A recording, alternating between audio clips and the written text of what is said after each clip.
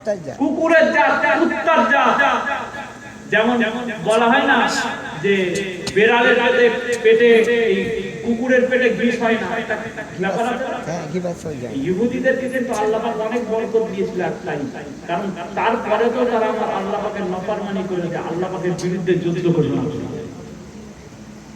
এই ইহুদিরা কিন্তু বর্তমানে যারা ইসরায়েলে বসবাস করছে, ইসরায়েলিরা ইহুদিরা কিন্তু আল্লাহ পাকের তরফ থেকে যে জান্নাতি খাবার মান্না ওয়া সালওয়া, শুনেছেন না? মান্না ওয়া সালওয়া কিন্তু এদের জন্য আল্লাহ পাক একসময় পাঠান, আসমান থেকে খাবার পাঠান, জান্নাতি খাবার। একদিন নয়, দুদিন নয়, দীর্ঘ বছর 90,000 ইহুদিদের জন্য আল্লাহ পাক কিন্তু প্রতিনিয়ত এই জান্নাতের খাবার প্রতিদিন পাঠাতেন। একসময় নবী মুসা আলাইহিস সালামের কাছে ইহুদিরা যে কি বলল জানেন? ও নবী মুসা, তোমার আল্লাহকে বলো অনেক দিন এই জান্নাতের খাবার খেয়ে খেয়ে আর ভালো লাগছে না, এবার একটু দুনিয়ার ওই শাকসবজি গোশত মাছ খেতে চাই। অনেকদিন জান্নাতি খাবার খেয়ে আর ভালো লাগছে না। কারা বলেছিল? ইহুদিরা। ওদের জান্নাতের খাবার খেয়ে বলছে অনেকদিন খাওয়া হয়ে গেল আর ভালো লাগছে না। তার মানে কুকুরের পেটে ঘিস হয় না, একটা ব্যাপার আছে।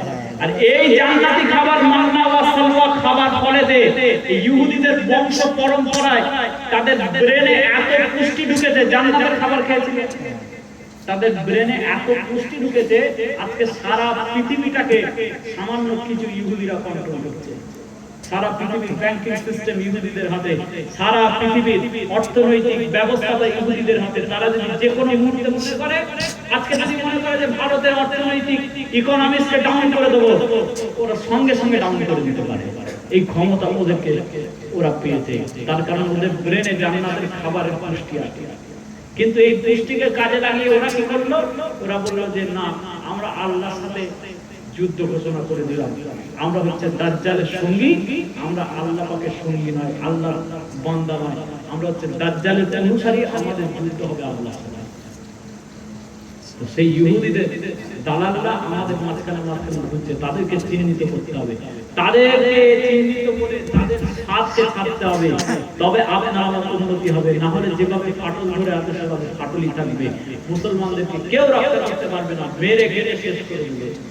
আল্লাহর রাস্তায়, আমার নবী পাকের দ্বীনের রাস্তায়, ইসলামের রাস্তায়, শরিয়তের রাস্তায়, কোরআনের রাস্তায় ফিরে আসার চেষ্টা করেন। আমার নবী পাক সাল্লাল্লাহু আলাইহি ওয়াসাল্লাম যেগুলো বলেছেন সেগুলো করেন। ওমা আতাকুমুর রাসূলু ফাখুযুহু ওমা নাহাকুম আনহু ফান্তাহু। নবী যা বলেছে করো, যা নিষেধ করেছে বর্জন করো। কাদের নিয়মে করব? যেমন সাহাবারা করেছে, যেমন তাবেঈনরা করেছে, যেমন তাবেঈনরা করেছে, যেমন আইম্মা মুস্তাহিদিনরা করেছে, যেমন বুজুর্গানে দ্বীনরা করেছে, যেমন উলিল আমররা করেছে। আল্লাহ পাক আপনাদের আমাদের সকলের জন্য ফুরফুরার পীর মুজাদ্দিদ জামানকে উলিল আমর বানিয়েছেন। উলিল আমর শুধু একজন পীর নয়, শুধু একজন মাশায়েখ নয়, একজন উলিল আমরকে আমরা পেয়েছি। সুতরাং উলিল আমরের অনুসারী করা কোরআন শরীফের আয়াতে, কোরআন শরীফের হুকুম, সেই জন্য উলিল আমরের কথাকে আপনাকে আমাকে মানতে হবে। কারণ তাদেরকে মানলেই তাবেঈনদেরকে মানা হয়, তাদেরকে মানলেই আইম্মা মুস্তাহিদিনদেরকে মানা হয়, তাদেরকে মানার মাধ্যমেই আল্লাহর সাহাবাদেরকে মানা হয়। ঠিক বলছি না? বুঝতে বলে তাহলে রাসূলুল্লাহ পদাঙ্ক অনুসরণ করতে হবে, আল্লাহর সাহাবাদের পদাঙ্ক